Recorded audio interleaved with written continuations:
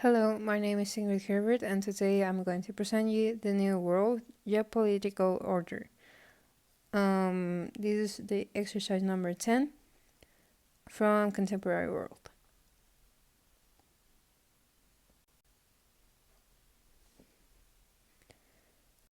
In the next slide, you will find some key events from this.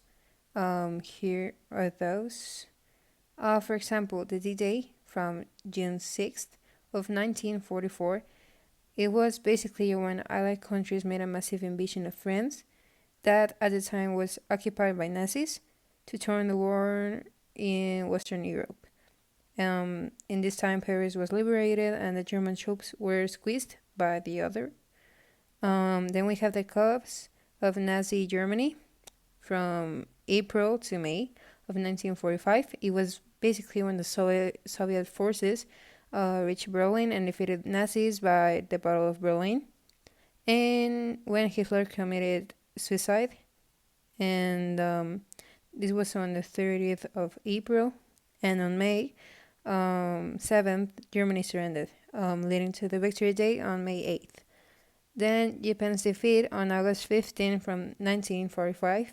It was when Japan continued the war until the Nagasaki and Hiroshima atomic bombs, and they surrendered on the 15th.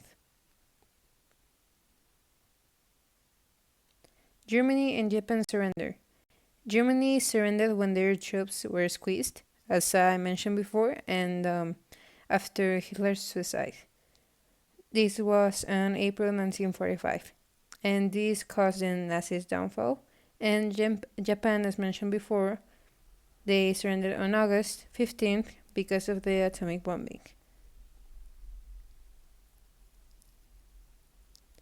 Germany's division, caused by the victory of USA, England, France, and the USSR.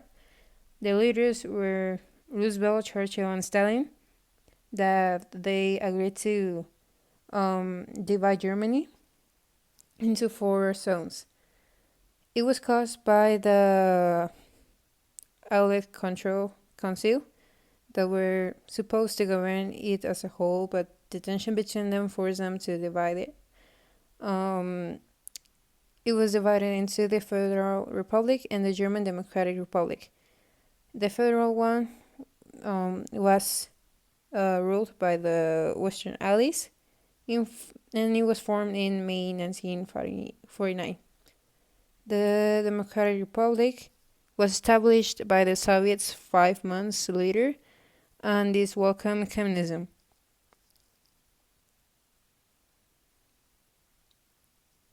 The Cold War was caused because in Europe, 2 ideologies that were capitalism and communism were established. The USA launched the Marshall Plan that consisted of providing money to rebuild Western Europe to rebalance the economy. And the Soviet Union installed communist regimes through Poland, Hungary, Romania, and Bulgaria. And this caused the Cold War. This created 2 divisions across Europe. There was NATO, that it was to protect Western Europe in 1949, and the Warsaw Pact, that was a military alliance between Eastern Europe in 1955.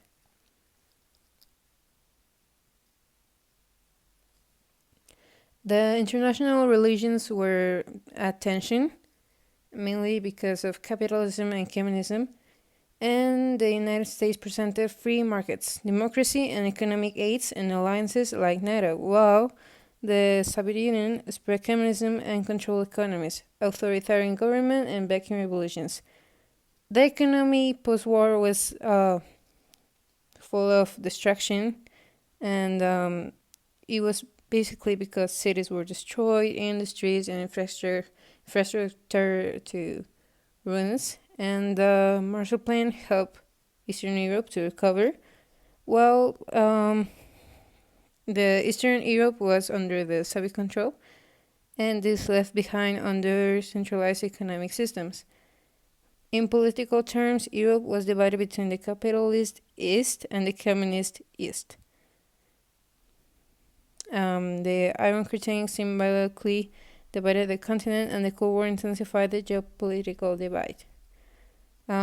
In social terms, thousands of people were displaced, and the recovery process was slow and painful. The war caused lasting damage to the population, and inequality, poverty, and homelessness were widespread in the years following the war.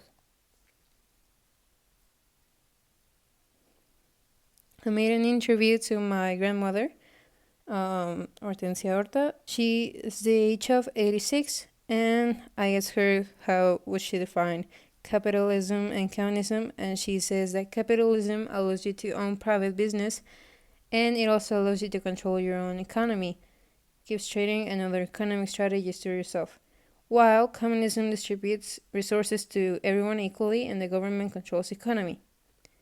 In my own words, my grandmother, thinks that the ideologies such as communism and capitalism has influenced our world, such as privatizing our resources and letting the government control it.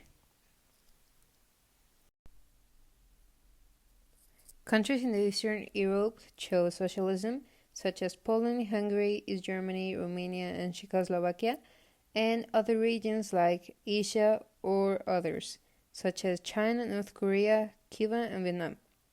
While Western Europe and other countries have chosen capitalism, such as the UK, France, Italy, Mexico, Japan, Australia, South Korea, and West Germany.